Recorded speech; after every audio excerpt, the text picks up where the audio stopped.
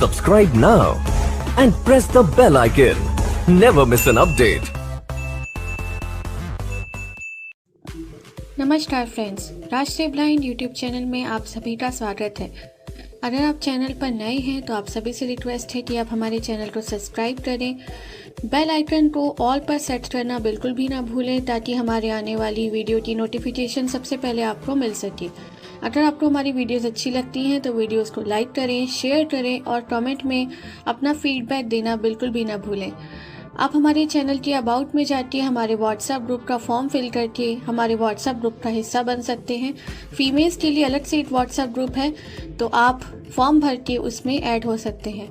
साथ ही हमारे चैनल के अबाउट में हिंदी ऑडियो शायरी एक दूसरे यूट्यूब चैनल का भी लिंक है, आप जाकर उसको भी सब्सक्राइब करें। हमारे टेलीग्राम चैनल और हमारे व्हाट्सएप चैनल का लिंक भी आपको अबाउट में मिल जाएगा, आप वहां से ज्वाइन कर सकते हैं।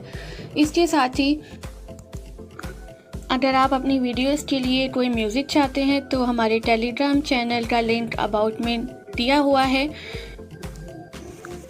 तो आप हमारे Telegram channel audio music factory को वहां से ज्वाइन कर सकते हैं। तो आपका ज़्यादा समय न लेते हुए अब ले चलती हूँ आपको वीडियो की ओर।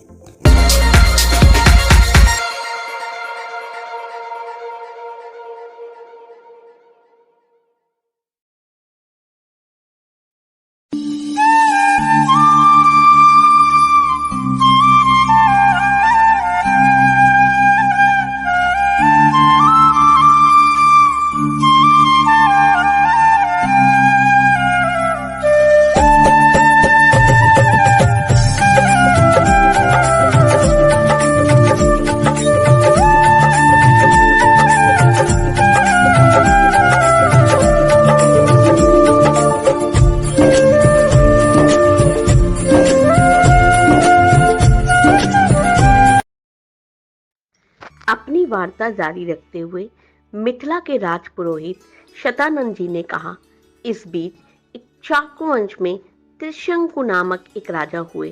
त्रिशंकु की इच्छा सशरीर स्वर्ग जाने की थी, अतः इसके लिए उन्होंने वशिष्ठ जी से यज्ञ करने के लिए कहा। वशिष्ठ जी ने बताया कि मुझ में इतनी सामर्थ्य नहीं है कि मैं किसी व्यक्ति को सशरीर स्वर्ग भेज सकूं। वशिष्ठ जी के असमर्थता प्रकट करने पर त्रिशंकु ने यही प्रार्थना वशिष्ठ जी के पुत्रों से भी की, जो दक्षिण प्रांत में घोर तपस्या कर रहे थे। इस पर वशिष्ठ जी के पुत्रों ने कहा, अरे मूर्ख, जिस काम को हमारे पिता नहीं कर सके तू उसे हमसे कराना चाहता है। ऐसा प्रतीत होता है कि तू हमारे पिता का अपमान करने के लिए यहाँ आया है। उनके इस प्रकार कहने से त्रिशंकु ने क्रोधित होकर वशिष्ठ जी के पुत्रों को अपशब्द कहे। वशिष्ठ जी के पुत्रों ने रुष्ट होकर त्रिशंकु को चांडाल हो जाने का श्राप दे दिया। श्राप के कारण त्रिशंकु का सुंदर शरीर काला पड़ गया, सिर के बाल चांडालों जैसे छोटे छोटे हो गए, गले में हड्डियों की माला पड़ गई, हाथ पैरों में लोहे के कड़े पड़ गए। त्रिशंकु का ऐसा वेश देखकर उनके मंत्री और दरबारी एक एक करके उनका साथ छोड़कर चले गए। फिर भी उन्होंने सशरीर स्वर्ग जाने की इच्छा का परित्याग नहीं किया।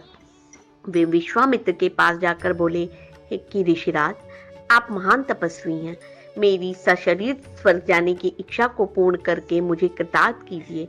विश्वामित्र ने कहा, राजन, तुम मेरी शरण में आए हो, मैं तुम्हारी इच्छा अवश्य पूर्ण करूंगा। इतना कहकर विश्वामित्र ने अपने उन चारों पुत्रों को बुलाया जो दक्षिण प्रांत में अपनी पत्नी के साथ तपस्या करते हुए उन्हें प्राप्त हुए थे, और उनसे यज्ञ की सामग्री एकत्रित करने के लिए कहा। उन्होंने अपने शिष्यों के द्वारा वशिष्ठ के पुत्रों सहित वन में रहने वाले सब ऋषि मुनियों को यज्ञ में सम्मिलित होने के लिए भी निमंत्रण भिजवा दिया। शिष्यों ने लौटकर बताया कि सब ऋषि मुनियों ने यह निमंत्रण स्वीकार कर लिया है, किंतु वशिष्ठ जी के पुत्रों ने यह कहकर निमंत्रण अस्वीकार कर दिया कि जिस यज्ञ में यजमान चांडाल और पुरोहित क्षत्रिय हो, उस यज्ञ का भाग हम स्वीकार नहीं कर सकते। ये सुनकर विश्वामित्र जी ने क्रुद्ध होकर कहा, उन्होंने अकारण ही मेरा अपमान किया है, मैं उन्हें श्राप देता हूँ कि उन सब का नाश हो। आज ही वे सब कालपाश में बनकर यमलोक को जाएं और 700 वर्षों तक चांडाल योनि में विचरण करें। उन्हें खाने के लिए केवल कुत्ते का मांस मिले और सदैव कुरूप बने रहें। इस प्रकार का श्राप देकर वे यज्ञ की तैयारी में लग गए। शतानंद जी ने आगे कहा, हे राघव, विश्वामित्र के श्राप से वशिष्ठ जी के पुत्र यमलोक सिधार गए। वशिष्ठ जी के पुत्रों के परिणाम से भयभीत सभी ऋषि मुनियों ने यज्ञ में विश्वामित्र का साथ दिया। यज्ञ की समाप्ति पर विश्वामित्र ने सब देवताओं को नाम लेकर अपने यज्ञ भाग ग्रहण करने के लिए आह्वान किया, किंतु कोई भी देवता अपना भाग लेने नहीं आया। इस पर क्रुद्ध होकर विश्वामित्र ने अर्ध हाथ में लेकर कहा, हे त्रिशंकु, मैं तुझे अपनी तपस्या के बल से स्वर्ग भेजता हूँ। इतना कहकर उन्होंने मंत्र पढ़ते हुए आकाश में जल छिड़का और राजा त्रिशंकु शरीर सहित आकाश में चढ़ते हुए स्वर्ग जा पहुंचे। त्रिशंकु को स्वर्ग में आया देखकर इंद्र ने क्रोध से कहा, रे मूर्ख, तुझे तेरे गुरु ने श्राप दिया है, इसलिए तू स्वर्ग में रहने योग्य नहीं है। इंद्र के ऐसा कहते ही त्रिशंकु सिर के बल पृथ्वी पर गिरने लगे और विश्वामित्र से अपनी रक्षा के लिए प्रार्थना करने लगे। विश्वामित्र ने वहीं ठहरने का आदेश दिया और वे अधर ही सिर के बल लटक गए। त्रिशंकु की पीड़ा की कल्पना करके विश्वामित्र ने उस स्थान पर अपनी तपस्या के बल से स्वर्ग की सृष्टि कर दी और नए तारे दक्षिण दिशा में सप्त ऋषि मंडल बना दिया। इसके बाद उन्होंने नए इंद्र की सृष्टि का विचार किया, जिससे इंद्र सहित सभी देवता भयभीत होकर विश्वामित्र से अनुनय विनय करने लगे। वे बोले, हमने त्रिशंकु को केवल इसलिए लौटा दिया था कि वे गुरु के श्राप के कारण स्वर्ग में नहीं रह सकते थे। इंद्र की बात सुनकर विश्वामित्र जी बोले कि मैंने इसे स्वर्ग भेजने का वचन दिया है। मेरे द्वारा बनाए यह स्वर्ग मंडल हमेशा रहेगा और त्रिशंकु सदा इस नक्षत्र मंडल में अमर होकर राज्य करेगा। इससे संतुष्ट होकर इंद्रादि देवता अपने स्थानों को वापस चले गए। वार्ता को जारी रखते हुए शतानंद जी ने कहा, हे रामचंद्र, देवताओं के चले जाने के बाद विश्वामित्र ब्रह्मत्व को प्राप्त करने के लिए पूर्व दिशा में जाकर पुनः कठोर तपस्या करने लगे। बिना अन्न जल ग्रहण किए वर्षों तक तपस्या करते करते उनकी देह सूख कर कांटा बन गई। इस तपस्या को भंग करने के लिए नाना प्रकार के विघ्न उपस्थित हुए, किंतु उन्होंने सबका निवारण किया और वो भी बिना क्रोध किए। तपस्या की अवधि समाप्त होने पर जब वे अन्न ग्रहण करने के लिए बैठे, जो ही प्रथम ग्रास उठाया भी ना था कि ब्राह्मण भिक्षुक के रूप में आकर इंद्र ने भोजन की याचना की। विश्वामित्र ने भोजन उस याचक को दिया और स्वयं निराहार रह गए। इंद्र को भोजन दे देने के पश्चात विश्वामित्र के मन में विचार आया, संभवतः अभी मेरे भोजन ग्रहण करने का अवसर नहीं आया है, इसीलिए याचक के रूप में यह विप्र उपस्थित हो गया है। मुझे अभी और तपस्या करनी चाहिए। अतः वह मौन व्रत धारण करके फिर से दीर्घकालीन तपस्या में लीन हो गए। इस बार उन्होंने प्राणायाम से श्वास रोककर महादारुण तप किया। उनके तप के प्रभाव से देवताओं ने ब्रह्मा जी से निवेदन किया, हे भगवान, विश्वामित्र की तपस्या अब पराकाष्ठा को पहुंच गई है। अब वे क्रोध और मोह की सीमाओं को पार कर गए हैं।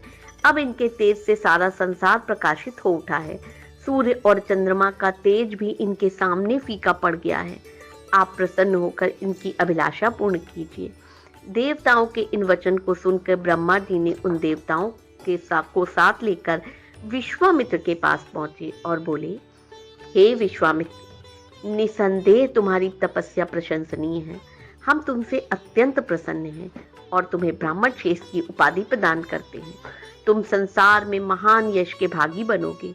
ब्रह्मा जी से यह वरदान पाकर विश्वामित्र ने कहा, हे भगवान, जब आपने मुझे ये वरदान दे दिया है तो मुझे ओमकार, षटकार तथा चारों वेदों का ज्ञान भी प्रदान करें।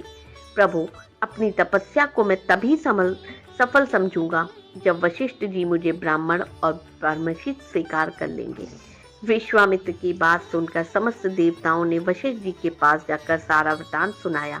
उनकी तपस्या की कथा सुनकर वशिष्ठ जी स्वयं विश्वामित्र के पास पहुंचे और हृदय से लगाकर बोले, विश्वामित्र जी, आप वास्तव में ब्रह्मर्षि हैं।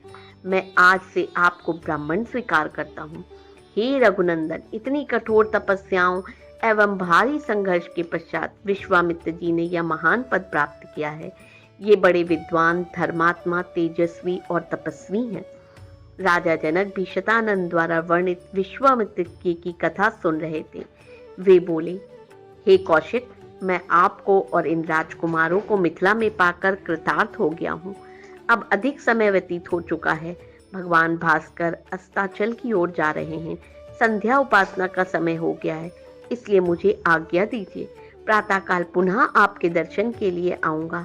इस प्रकार मुनि से आज्ञा ले राजा जनक अपने मंत्रियों सहित विदा हुए।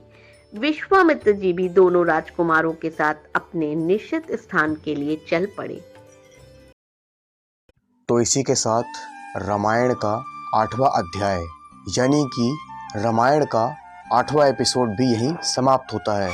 अगर आपको अच्छा लगा तो वीडियो को करें लाइक और सभी लोगों के साथ शेयर करें।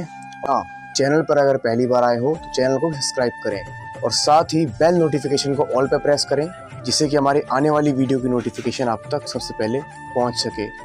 तो सभी को होली की हार्दिक शुभकामनाएं और चलिए गाइस, मिलते हैं हम आप लोगों से अगले रविवार को ठीक सुबह 11 बजे रामायण के 9वें एपिसोड के साथ। तब तक के लिए आप लोग देखते रहिए राष्ट्रीय blind YouTube channel. Thank you.